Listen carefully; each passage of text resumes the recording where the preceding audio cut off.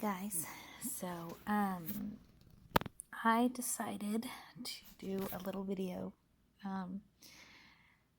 because I kept trying to write a post about our new daughter, and it kept just not really feeling right. So I'd rather do it this way. I'm sorry I look so exhausted. I am as exhausted as I look. It's been an interesting couple of days. Well, I guess it's more than a couple of days. So we had our daughter, Linnea Jean Lawrence, on April 26th, Friday, like 8:30ish in the morning. It was fast and furious and terrible. It was by far my worst labor. But that's neither here nor there. You have these ideas when you find out you're pregnant, and you start planning things for your kids, and you start deciding who they're going to be before you even meet them. They're going to like pink, which didn't really work out for me with Orly. They're going to love princesses. That didn't work out for me either.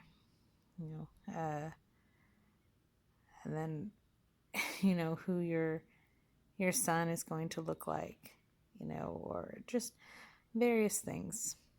And then you realize once you actually have your kid that all of those plans and all of those things that you thought you knew or were hoping for them, that's not what actually happens.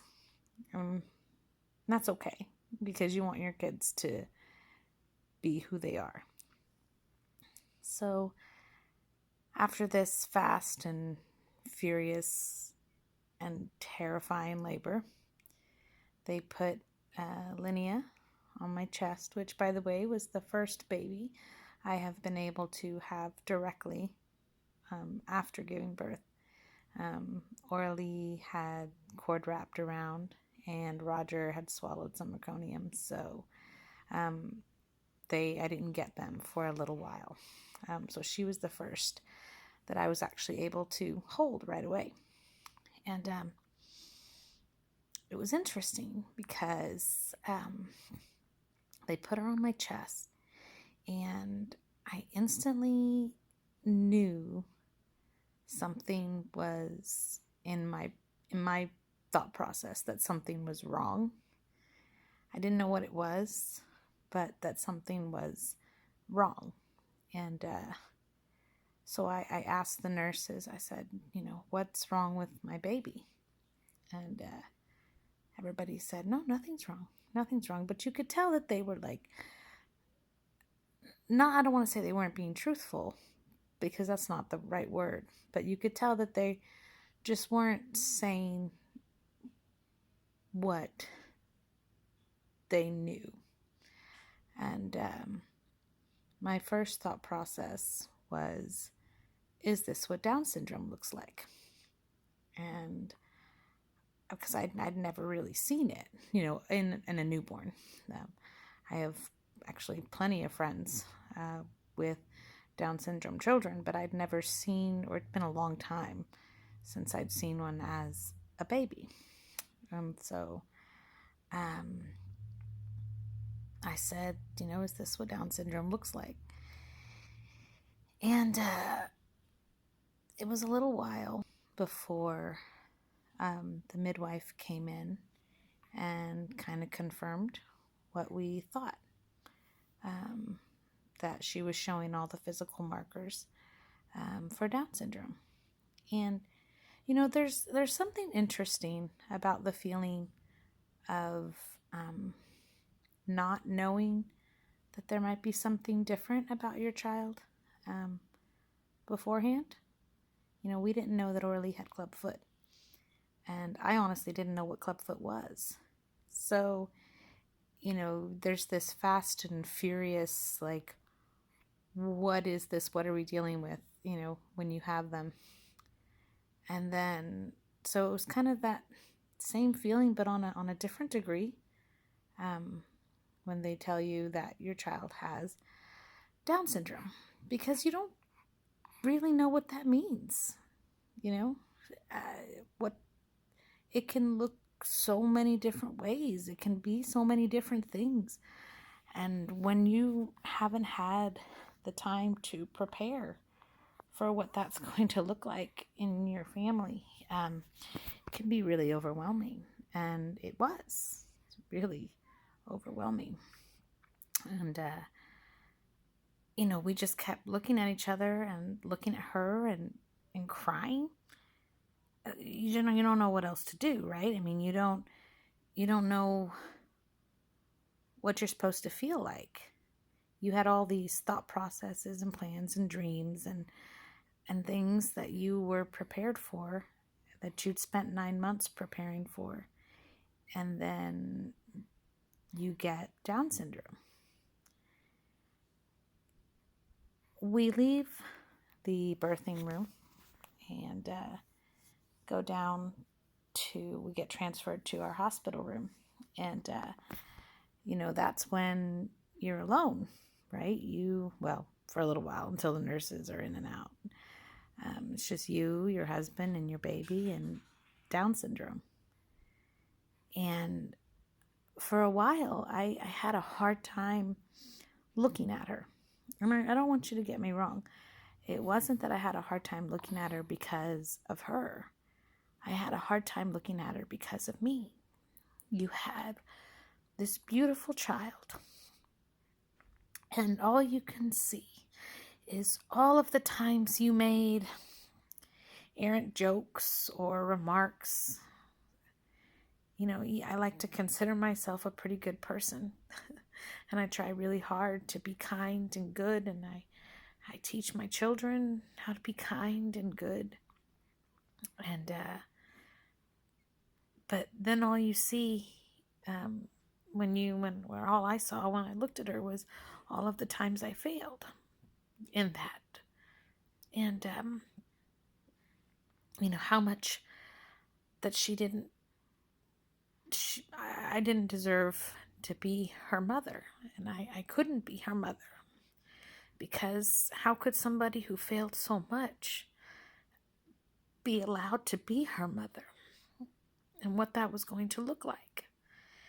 And I remember Richard had left the room for something, and it was just me and her, and I was just holding her and looking at her and struggling. And I remember I just called out to God, and I said, God, you have to help me. You have to help me. And it's funny looking back, because I thought to myself, you have to help me? Like, I'm not even praying for my newborn daughter. I'm praying for me in this instant. And it struck me, because I was the one that needed the help. She was fine. She passed all of her tests. She passed her hearing tests. She passed her vision tests. She passed all her newborn screenings. I mean, we got to leave the hospital faster with her than I did with my other two children without Down syndrome. So yeah, that's amazing. But I was praying for me, because I didn't know how I was going to be the type of mother that she would need me to be. And I'm crying out to God, and I'm just not feeling him answering. And I'm desperate. I'm desperate to connect with her, and to know that I'm going to be the best mom that she could have, and do the best things for her. And my husband said, and it was, man, he's so good at saying the right thing sometimes. But my husband said, it's okay to feel this way, because right now we're mourning all of the dreams and plans and things that we had for her. But we have to realize that we made those plans for her, and her plans and God's plans for her are going to be completely different. So take the time to mourn your own plans, but then get ready to celebrate her plans and God's plan and the things that she's going to do, not the expectations we put on her. And it kind of blew my mind. It's like, that's exactly what's going on. But I remember just calling out to God, saying, help me through this. Help me figure this out, because I don't know what to do, and I'm just so overwhelmed. And I just felt this emptiness that it just wasn't connecting. And then, after a day or so, I slowly started to break down this barrier that I had put up, because I sat here and thought I wasn't worthy to be her mother, and expected God to tell me that, of course you are. Of course you're worthy to be your mother. When really that's not what he was trying to tell me.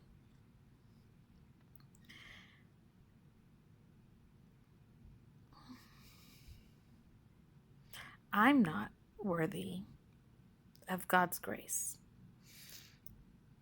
but he gave it to me anyway.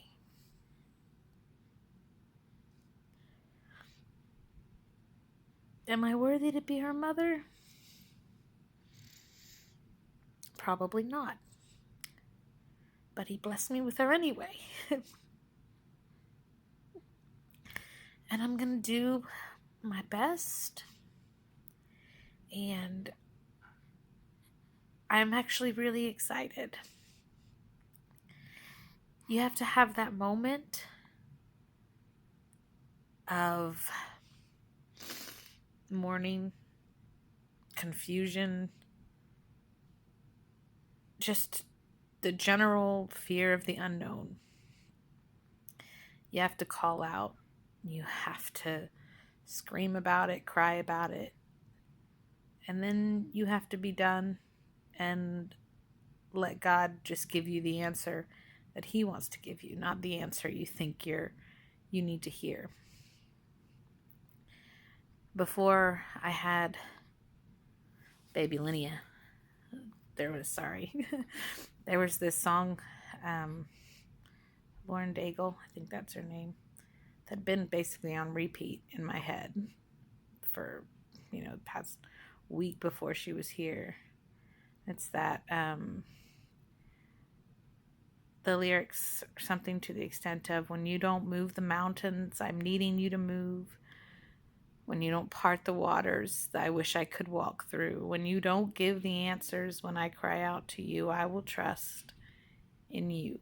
And, God was answering me before I even knew what I was getting into. And I am so grateful. I am so grateful for what he's blessed me with. I'm so grateful for this new journey. And I'm so grateful for my daughter. And it's so exciting. It's going to be such a good time. Right now it's not so good, but it's only because she's a newborn and I haven't slept in 3 days. But it's getting better. She'll learn how to sleep. They all do.